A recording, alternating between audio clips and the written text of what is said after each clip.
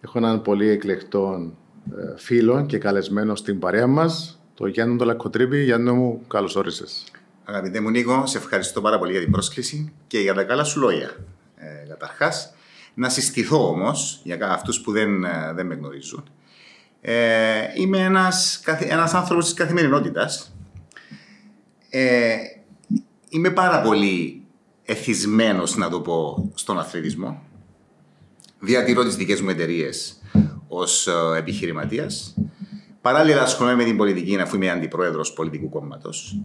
Λοιπόν, άρα αντιλαμβάνεσαι ότι το εύρος των δραστηριοτήτων μου είναι μεγάλο. Όμως, αφού το concept μας εδώ είναι move more, να πω ότι πάντα υπάρχει χρόνος για αθλητισμό και προπόνηση. Ήθελα να σταθώ σε τούτο, διότι έχω το και σημειωμένο να σου κάνω την ερώτηση. Γνωριζόμαστε αρκετά χρόνια. Πάρα πολλά. Τον καιρό που είχαμε μαγιά, νομίζω. Σίγουρα.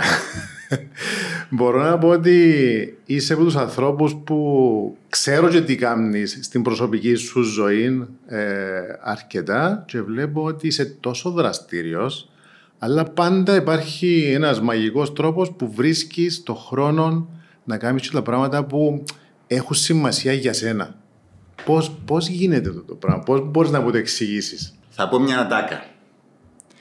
Την ώρα που κάποιοι κοιμούνται, κάποιοι άλλοι κινούνται. Λοιπόν, και τι εννοώ αυτό? Εννοώ ότι υπάρχει το κλαμπ των 5 το πρωί, το οποίο σε παροτρύνει ουσιαστικά να ξυπνήσεις πολύ νωρίς, να ξεκινήσεις με άσκηση τη μέρα σου, ούτως ώστε να γίνει μια έκρηξη ορμόνων στον οργανισμό σου, να αποκτήσεις ενέργεια, να αποκτήσεις ευφορία, να αποκτήσεις χαρά και να είσαι πανέτοιμος για να αντιμετωπίσεις τη μέρα σου.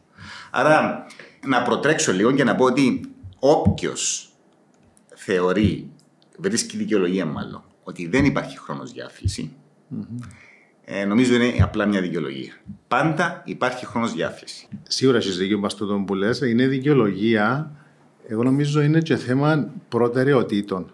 Δηλαδή, πού βάζεις την προτεραιότητά σου? Αν θεωρείς ότι το συγκεκριμένο πράγμα είναι όντως σημαντικό για σένα, τότε να το βάλεις μέσα στην καθημερινή σου ζωή. Δεν νομίζω να υπάρχει κανένας άνθρωπος στον πλανήτη που να μην βάζει την υγεία του ως προτεραιότητα. Γιατί η άθληση είναι υγεία. Πάνω απ' όλα, είναι η διάβγεια πνεύματος. Σε βοηθά σε πάρα πολλές πτυχές της καθημερινότητας και της ζωής σου. Όπως ανέφερες, ασχολείσαι με την πολιτική. Ασχολείσαι και ασχολήσουν και πριν αρκετά έντονα με τον επιχειρηματικό κόσμο, τομέα κλπ. Που ήσουν και στέλεχος σε πάρα πολλές εταιρείες, που σίγουρα ο φόρτος εργασίας, το πρόγραμμα ήταν πάρα πολύ απαιτητικό.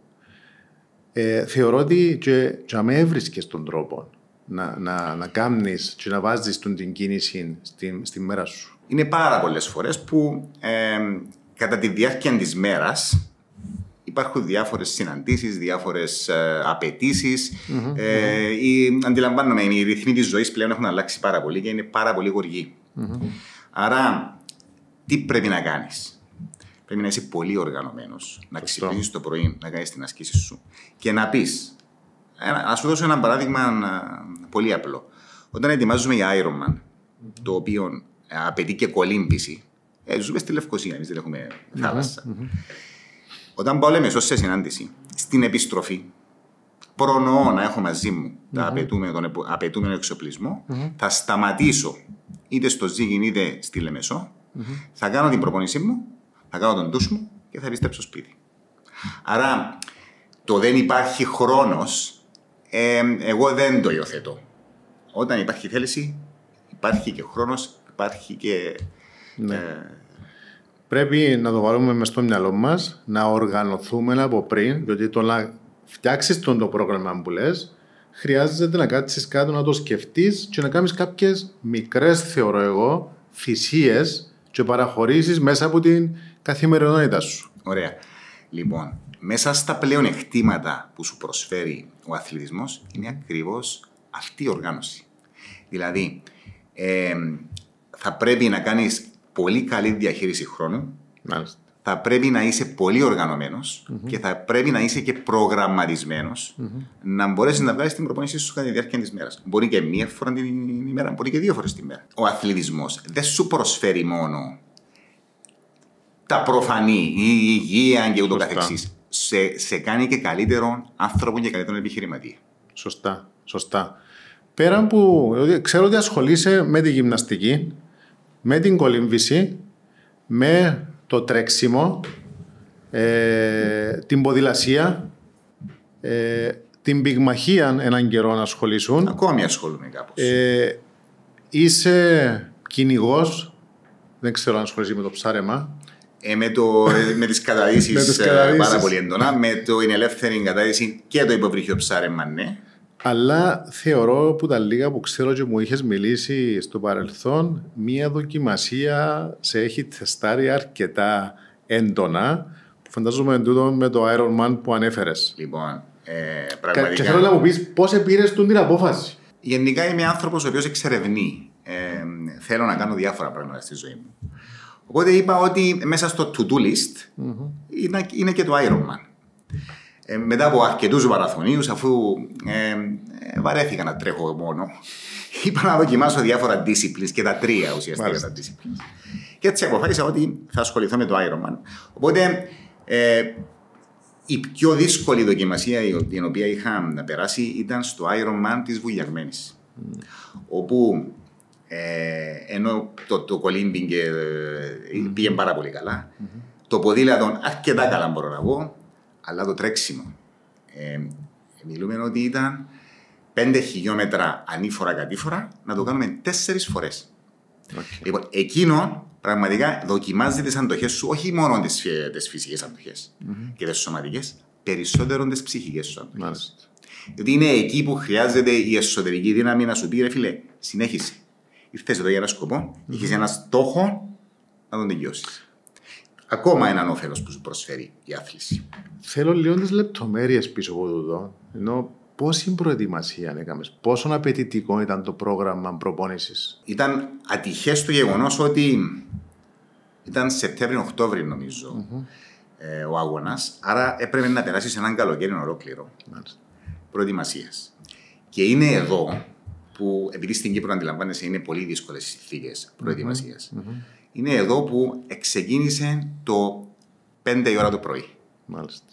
Γιατί δεν υπάρχουν πολλές ώρες προπόνησης στην Κύπρο. Επίσης, βάζεις μέσα στο πρόγραμμα σου και το γυμναστήριο. Μπορώ να πω ότι το γυμναστήριο μας είναι ένα εξαιρετικό γυμναστήριο με πολύ καταρτισμένους γυμναστές. Σου προσφέρει ό,τι χρειάζεσαι για να προπονηθείς. Το τρέξιμο σου, την ποδηλασία σου, αλλά κυρίως την ενδυνάμωση. Λοιπόν, άρα βάζεις ένα πρόγραμμα καθημερινό, είναι κάθε μέρα η προπόνηση, μπορεί και 2 φορές τη μέρα. Όπως σου εξήγησα, για να τα συνδυάσεις με την εργασία, θα πρέπει να κάνεις πολύ σωστό προγραμματισμό, να έχεις τον εξοπλισμό σου έτοιμο. Θα πάω λεμεσόν και στην επιστροφή θα σταματήσω να κολυμπήσω. Ή θα πρέπει να πάω το Σαββατοκυριακό μου να κάνω ένα break. Το break είναι 2 disciplines μαζί, κολύμπι και ποδήλατο ή κολύμπι και τρέξιμο. Και έτσι περνά το καλοκαίρι σου. Δεν είναι και το πιο ευχάριστο.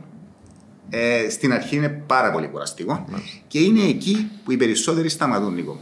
Δηλαδή, κάποιος μπορεί να πει, μα εγώ γιατί να το κάνω αυτό το πράγμα. Λοιπόν, ακριβώς είναι εδώ που χρειάζεται πολλή θέληση και πολλή εσωτερική δύναμη και δοκιμασία. Μάλιστα. Είχες προπονητή? Ναι, είχα προπονητή και στο κολύμπι και στο τρέξιμο. Ο Νικόλας Στουρμελής και η Τζοβάννα η Ταζιάννη, εξαιρετικοί και οι δύο. Λοιπόν, η καθοδήγηση τους ήταν καθοριστική, όμως αντιλαμβάνεσαι ότι είναι μοναχικό άθλημα το τρίαθλο, κυρίως το Ironman. Σπαταλάς πάρα πολλές ώρες προπονήσεις και κατά τη διάρκεια του αγώνα μόνος σου. Και είναι πολλές οι σκέψεις που περνούν και από το μυαλό σου και πολλές έχεις 2 διαβολάκια. Το ένα σου λέει σταμάτα, το άλλο σου λέει συνέχισε, ας πούμε. Και είναι εκεί που πρέπει να ισορροπήσεις. Αν μπορείς να πάρεις το μυαλό σου την ώρα του τερματισμού, τι συναισθήματα έρχονται σε μένα? Δικαίωσης και αναγνώρισης ότι όχι, δεν έχεις να αποδείξεις κάτι σε κάποιον άλλο. στον εαυτό σου όμως. Γιατί ο στόχος είναι να γίνεσαι καλύτερος από τον εαυτό σου κάθε μέρα. Beat yesterday. Ναι. Άρα, την ώρα που τερματίζεις, λέεις, τα κατάφερα, είναι έναν. Οποιοδήποτε άθλημα, δεν είναι να είναι Ironman ή οτιδήποτε, μπορεί να είναι μαραθώνιος. Είναι έναν επίτευγμα. Έχεις βάλει τον εαυτό σου σε μια δοκιμασία και τα κατάφερες. Πάρα πολλές φορές βλέπουμε και σε βιντεάκια στα social media ανθρώπους που τερματίζουν από έτσι μεγάλες δοκιμασίες που είναι πολλά έντονα φορτισμένοι και βγαίνει τους έντονα το συναίσθημα γέλιων, κλάμαν, χαράς, πανηγυρισμοί. Φαντάζομαι είναι κάτι το οποίο σίγουρα αν το ζήσεις δεν το ξεχνάς με τίποτα. Με τίποτα δεν το ξεχνάς. Γιατί είναι όλοι οι κόποι που έχεις κάνει για να φτάσεις μέχρι εκεί. Είναι αυτό που σου είπα, η εσωτερική επικοινωνία με τον εαυτό σου. Σπρώχνεις τον εαυτό σου, η ψυχή σε σπρώχνει. Το σώμα μπορεί να καταρρεύσει, αλλά η ψυχή σου λέει προχώρα. Και είναι εκεί που όταν τερματίσεις βγαίνουν όλα, εξωτερικεύονται όλα, είτε με γέλιο είτε με κλάμα, όπως είπα. Απίστευτες. Λοιπόν, επίσης είναι και οι αποτυχίες. Παραδείγματος χάρη, την περασμένη Κυριακή είχα αγωνιστεί μαζί με το γιο μου, τη Ευλογία, στο Ironman της Σερβίας.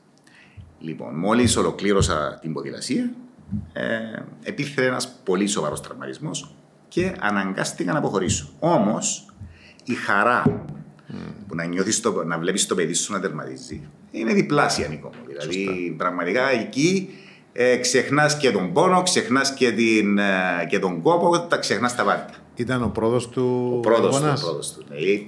Είχαμε προγραμματίσει να τερματίσουμε μαζί, αλλά κάποια πράγματα είναι εκτός των δυνατοτήτων των ανθρωπίνων. Εντάξει, υπήρχε ένα ατυχές γεγονός. Την επόμενη φορά όμως. Καλά να είμαστε, Γιάννη μου, και έχουμε και άλλους αγώνες, πάρα πολλούς αγώνες. Αυτό μας δυναμώνει και μας πεισμώνει να πάμε στα επόμενα. Θέλω να σταθώ σε ένα κομματάκι, διότι αναφερθήκες πριν ότι στην προετοιμασία κάνεις και ενδυνάμωση. Ναι. Πόσο σημαντικό είναι τούτο στην προετοιμασία σου? Όταν είχα ολοκληρώσει το Ironman στη Βουλιαγμένη τότε, είχα χάσει πάρα πολύ μυϊκή μάζα. Μάλιστα. Με έβλεπαν οι φίλοι στο γυμναστήριο και με λέγανε, μα τι έγινες? Ναι. Λοιπόν, κατ' επέκταση, λίγες εβδομάδες μετά, αφού είχα χαλαρώσει και είχα σταματήσει αρχίσαν τραυματισμοί. Μάλιστα. Λοιπόν, οπότε είναι πάρα πολύ σημαντικό όχι μόνο να κάνεις προετοιμασία για το άθλημα, δηλαδή κάρτιο και το καθεξής, αλλά να κάνεις ενδυνάμωση, γιατί οι μύες φεύγουν. Και είναι εδώ που χρειάζεται η καθοδήγηση σωστών γυμναστών, όπως πραγματικά υπάρχουν στο Destination. Και είναι εδώ που θέλεις επιστημοσύνη, δηλαδή δεν μπορείς από μόνος σου να κάνεις κάποια πράγματα. Ταυτόχρονα, πολύ σημαντική είναι και η διατροφή. Μάλιστα. Όχι μόνο κατά τη διάρκεια του αγώνα, αλλά και καθ' όλη τη διάρκεια της προετοιμασίας. Άκουσα κάποιους αθλητές να λένε το εξής: όταν έχω το σωστό fueling, όπως το ονομάζουν, κατά τη διάρκεια του αγώνα, μπορώ να τρέχω ασταμάτητα. Ακριβώς έτσι είναι. Όντως είναι τόσο σημαντικό. Είναι όπως το αυτοκίνητο που θέλει την βενζίνη του για να τρέξει. Δηλαδή θέλεις τους υδατάνθρακες σου, θέλεις τους ηλεκτρολίτες σου, θέλεις τις βιταμίνες σου, θέλεις ενέργεια και θέλεις και προστασία. Η καθοδήγηση τούτε από πού έρχεται, από προπονητές, διατροφολόγους? Και υπάρχουν πάρα πολλοί προπονητές οι οποίοι σε καθοδηγούν ως προς τι διατροφή να ακολουθήσεις. Και είναι ακόμη ένας λόγος που στεναχωριέμαι, γιατί ο τραυματισμός μου ήταν εκτός προγράμματος. Να σου πω, είναι για να πεισμώσεις για τον επόμενο. Αυτό ακριβώς είπα, ότι ήδη βλέπω πότε θα ξανατρέξω. Ναι. Τέλεια. Για να το ξαναπάρω πίσω στο κομμάτι της δουλειάς, μέσα στο τούτα όλα τα χρόνια που εργάζεσαι, που τις θέσεις που είχες κλπ. Θυμάσαι να υπήρχε κάποια στιγμή που ο αθλητισμός, το mindset του αθλητή, η ενέργεια που σου δίνει η γυμναστική, να σε βοήθησε να πάρεις σωστές αποφάσεις? Τι λες, καθημερινά ο αθλητισμός είναι εκείνος που είναι καταλυτικός παράγοντας για να παίρνεις όχι μόνο σωστές αποφάσεις, αλλά να είσαι αποδοτικός και να είσαι γεμάτος ενέργεια. Και να σου πω ακόμη κάτι. Πάρα πολλές αποφάσεις επιχειρησιακές, επιχειρηματικές και πολιτικές. Φίλε, έχω πάρει κατά τη διάρκεια της προπόνησης. Δηλαδή, όταν τρέχεις, σκέψου να έχεις να κάνεις, ας πούμε, 20 χιλιόμετρα τρέξιμο. Τι θα κάνεις? Θα σκεφτείς τις δουλειές σου, θα σκεφτείς διάφορα πράγματα, θα σκεφτείς θετικά. Ναι. Λοιπόν, εκεί όμως. Κυρίως θετικά. Κυρίως θετικά. Αν σκεφτείς αρνητικά, σταματάς. Λοιπόν, εκεί, Νίκο μου, πρέπει να ομολογήσω ότι το μυαλό είναι πολύ πιο καθαρό.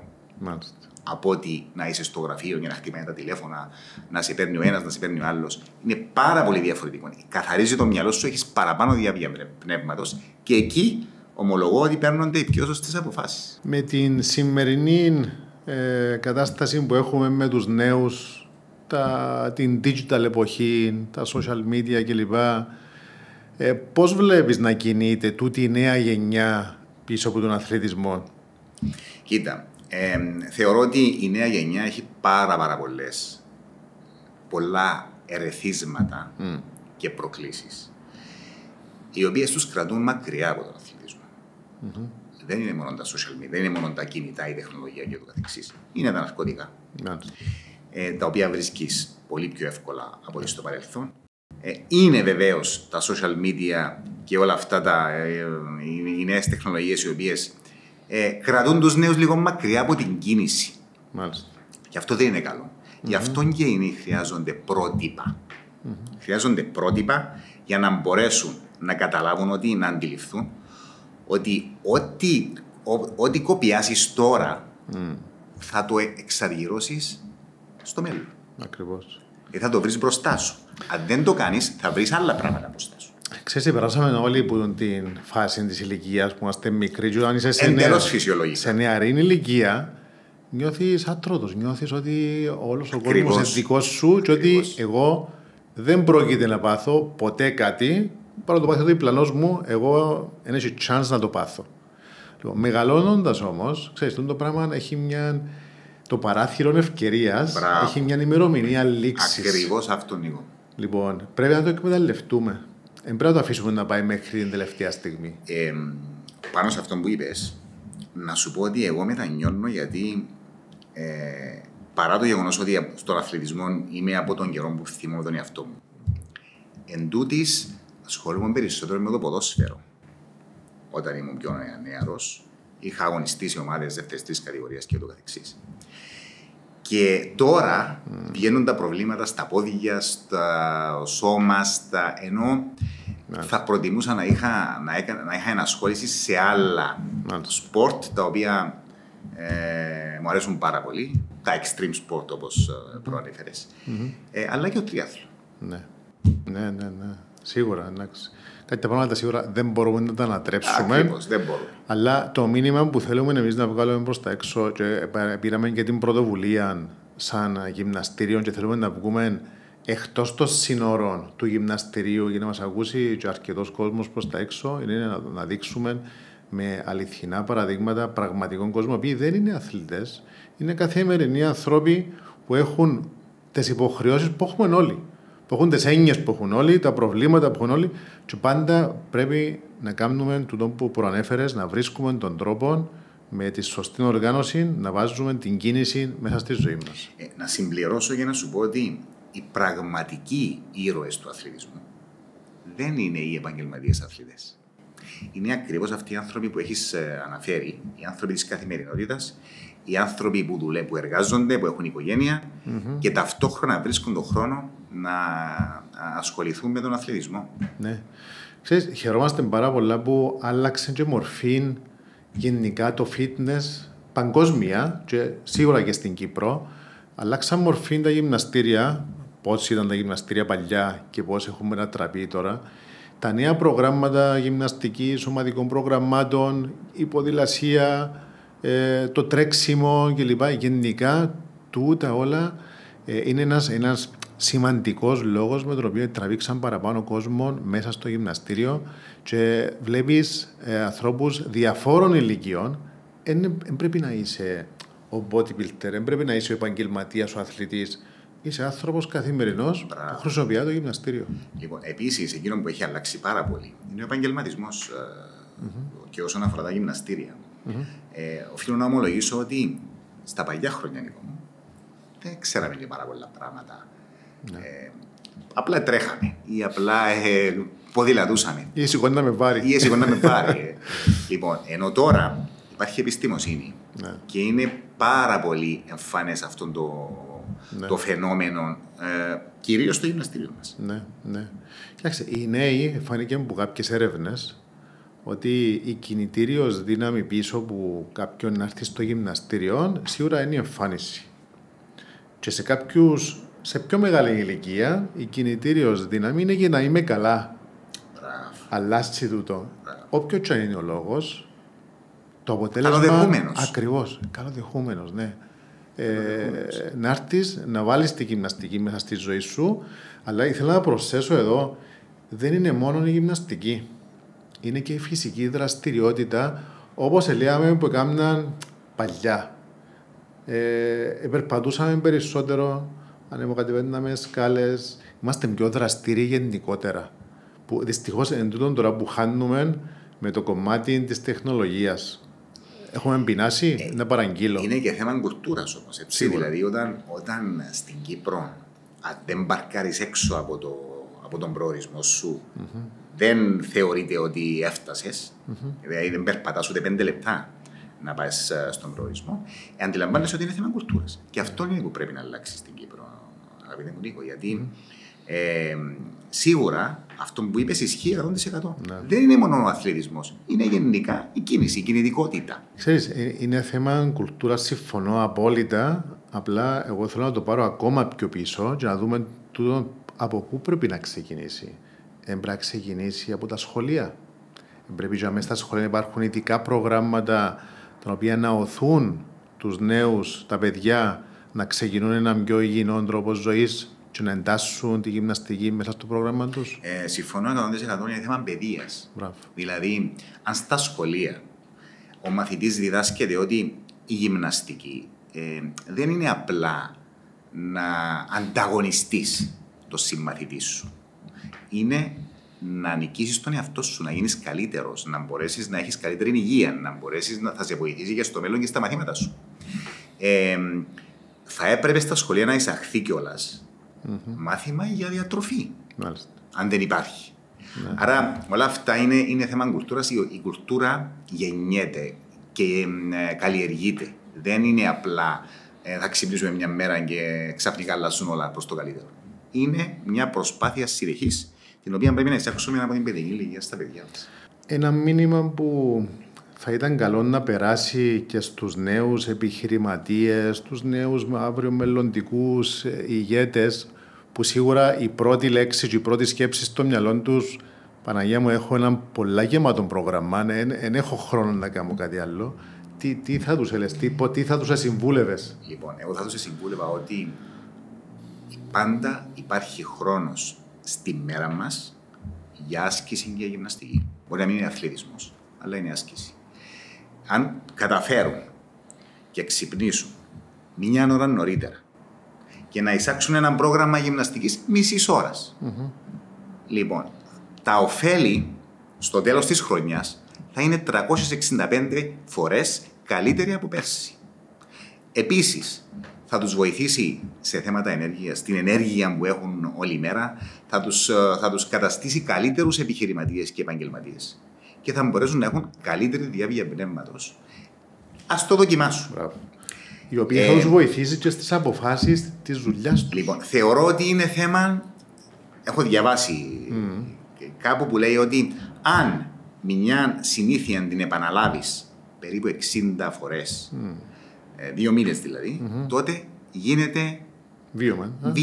Γίνεται καθημερινότητα σου. Άρα λίγη θέληση θέλει. Να διώξουν εκείνον το διαβολάκι που τους λέει μείνε ρε κοιμήθω ακόμα λίγο. Γιατί να υπάρχει το διαβολάκι? Δυστυχώς υπάρχει. Υπάρχει παντού. Σε όλες τις αποφάσεις και παντού. Ναι. Ακριβώς. Άρα δυναμώνουμε όχι το αγγελάκι. Το αγγελάκι το διώχνουμε κάποτε και έρχεται το διάβολο. Ακριβώς.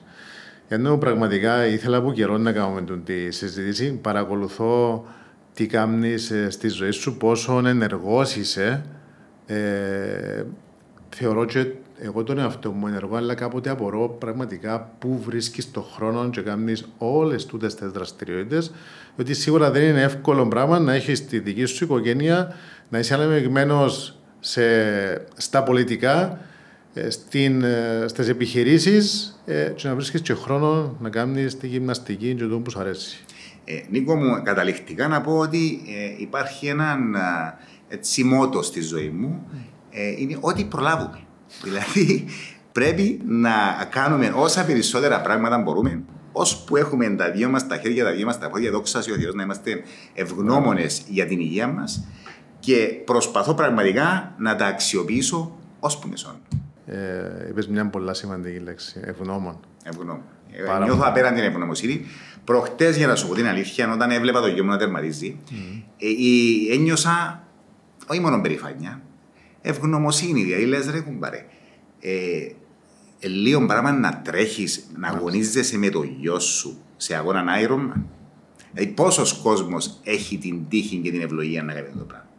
Θα σε ευχαριστήσω, Γιάννη μου, για την παρουσία σου. Πραγματικά, και το λέω χωρίς καμία υπερβολή, είσαι ένα αληθινό παράδειγμα που μπορούμε και μικροί και μεγάλοι να βλέπουμε πόσο active, πόσο ενεργός είσαι και να παίρνουμε παραδείγματα.